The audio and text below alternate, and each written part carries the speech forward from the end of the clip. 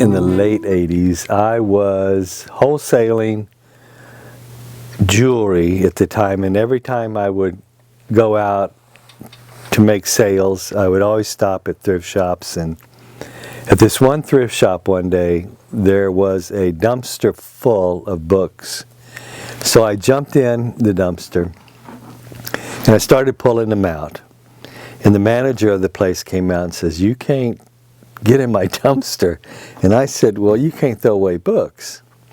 So we talked about it, and she says, "I'll tell you what, if you come back and sort the books for me, because evidently you know them, then I'll let you have whatever we don't take rather than throwing them away or whatever." So I drove off, and I was thinking of going to the city, parking the car, getting a dolly, pulling the books out, doing that 5 times up in the city. And I said, "Screw it, I'll just open a bookstore." So I came back and I talked to my wife about it.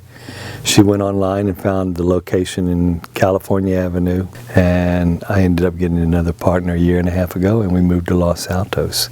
But what started it was just by coincidence that I was able to get all these books. So yeah, I'm a 3rd grade teacher in the local community, and I'm so glad that AnnaW Books opened up in Los Altos, because it provides another resource for me to provide for my class in a less expensive and a more interesting way, because when I go to bookstores that have new books, they're expensive. I can't buy that many, and they're the latest published, which is great, and also the classic books are often there. But when I go into AnnaW Books, I can spend hours just browsing around and finding interesting works for the great array of kids I have. I've got children who read at a very low level and a very high level, as well as in between at a 3rd grade level, and I can get books for everybody that are interesting, and again, a lot of them because of the affordability. Our biggest seller are kids' books, which is interesting because right down the street there's a whole kids' store, and yet one of our most popular sections is the kids section. So again, that flies in the face of people that say kids aren't reading anymore. Young adult, small kids, that section is the most popular in the store. That's one of the things we hear a lot from people who come in from the old store is, "Oh wow, this is so open, this is so light, this is so much more space than the old store." So I think definitely having a sort of more modern, sort of clear vibe is helping us a lot here.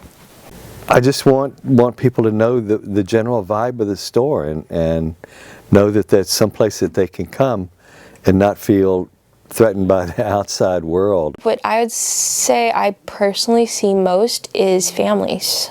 You get a lot of people with kids of various ages coming in, like everywhere from still too small to be out of the backpack or be out of the stroller, to people with their kids who have children of their own.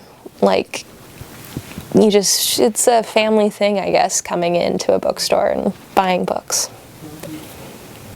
Also, when I'm in there, I see other students, older students, just looking for books and hanging out and getting some work done, doing some studying. So it seems to provide kind of like a nice resource for all ages of students. My friends and I like to stop in there because they have Wi-Fi and outlet, and also the people there are really nice. And while we're at it, we can find some really interesting books to read. And plus, we can go in there and buy some books in bulk, Yeah. I think it fits in pretty well. New downtown Los Altos, it seems like the sort of places that are fitting in best with new downtown are the places that are more community oriented and more intellectually oriented as well, such as like the Project Los Altos that MoMA was doing, and the Exploratorium thing called Helix. Like, those are both big community things. Like, that's kind of their deal, but they're also they're more about bringing a sort of intellectual, but it's more like trying to bring something to Los Altos that you didn't have when it was more just nail salons. One particular thing that I really enjoyed, though, about the store is that their cooperation in providing a project. I wanted to get my students out into the community. We are studying local community and the history and development of our local community, and and relationships between the stores and people and schools and all the people in the community. So I was able to take a field trip with my students to the store and have friends of mine, some who work in local foundations, and myself and some other adults read aloud their favorite stories to the students. And while they sit in the environment of the store, Bill spoke to them about being a shopkeeper and used bookstores versus new bookstores, and just all the running and joy in that and the difficulties.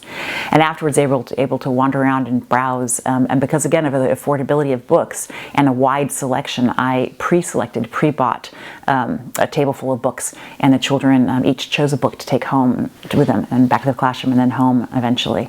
So that was a really nice short outing about our community for them.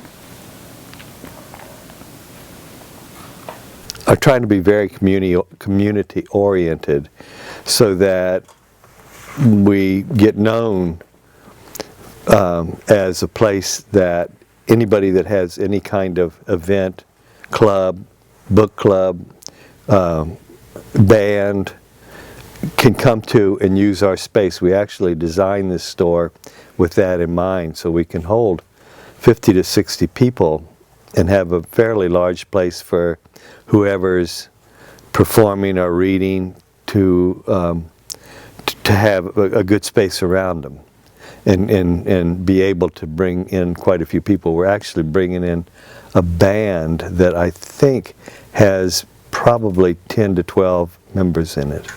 Other than that, we have poetry readings, we have authors signing, we have just a ton of different things. We've had a local principal bring in 30 kids and read to them in the back here.